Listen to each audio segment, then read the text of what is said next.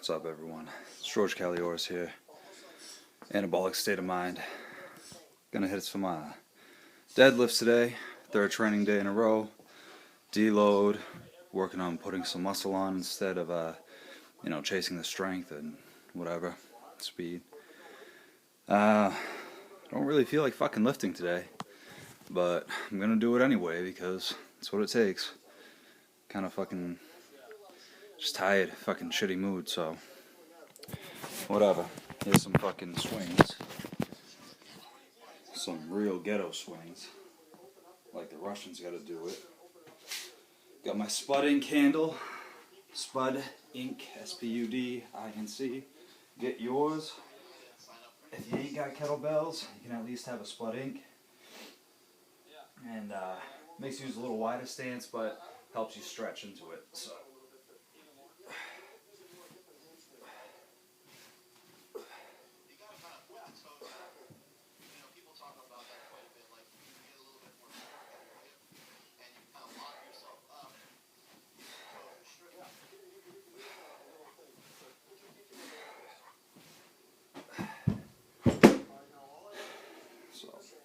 That was my last set with that.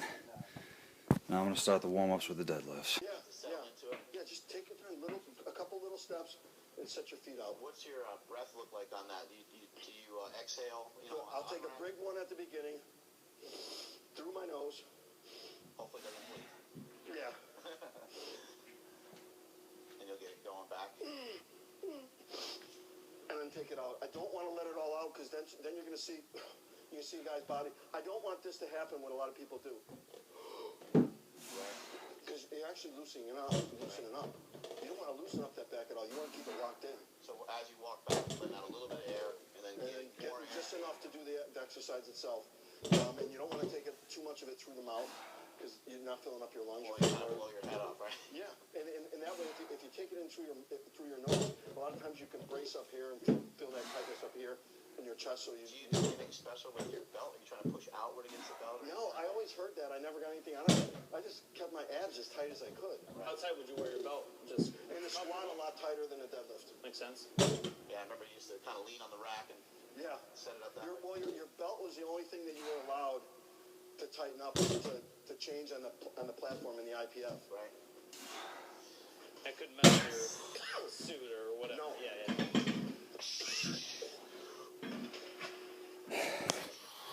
I don't even have any music going. Just YouTube. Super Training 06 with Ed Cohn. Whatever. The best part of the whole thing with powerlifting was the journey I got. Look at the friends I got from all over the world. I wouldn't be here. You wouldn't be my friend right now. Chris wouldn't be my friend right now. If I didn't have powerlifting, I wouldn't have the best woman in the world with me. If I didn't go through powerlifting.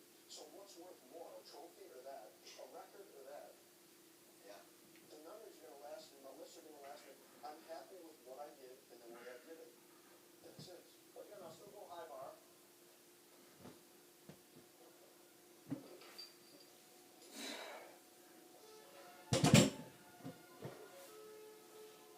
That's a sound that I got out of my butt.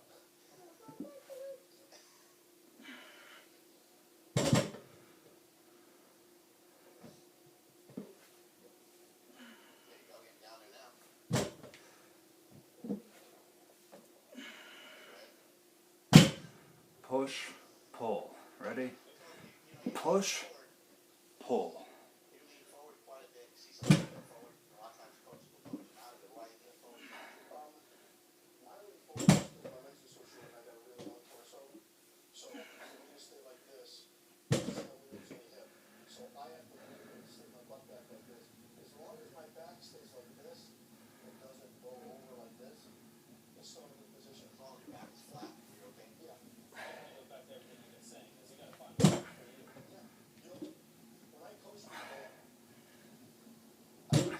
Bars a little out in front. Make the hamstrings work harder.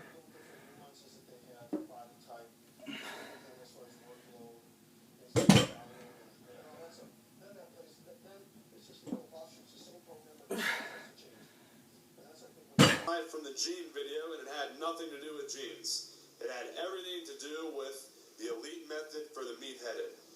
First off, what is the elite method for the meat-headed?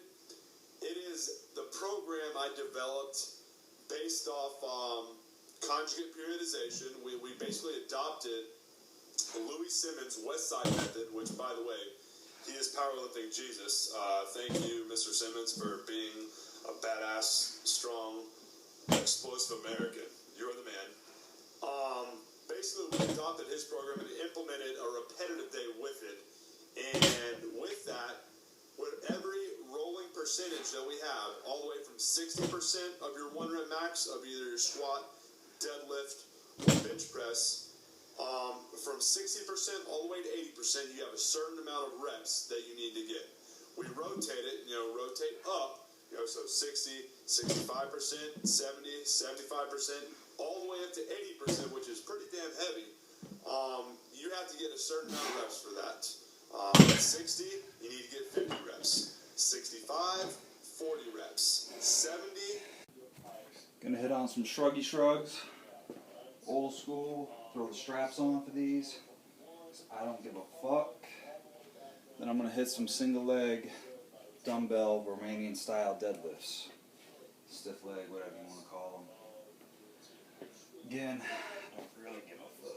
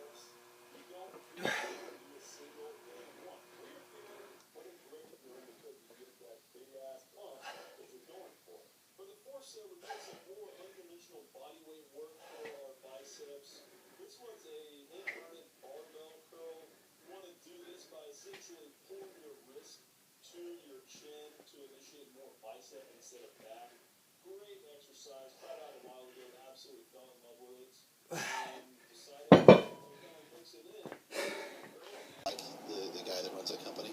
Yeah, I mean, being around those guys, you start recognizing, you start getting inspired. It's not just Western Digital HST, it's also, And you work with Twitter and a bunch of other big companies and stuff, yeah. Yeah, but also even like the, founders of, Progenics and different types of companies. You find these people who are working a lot, right? Yeah. And you get inspired by the fact that they're running a good company. They also have a family, and yet they can still maintain their fitness. You start asking yourself, man, how do they do that? And then you start asking yourself, myself that, right? Like, we have a decent-sized company. I want to compete at the highest level, and I want to be the best father.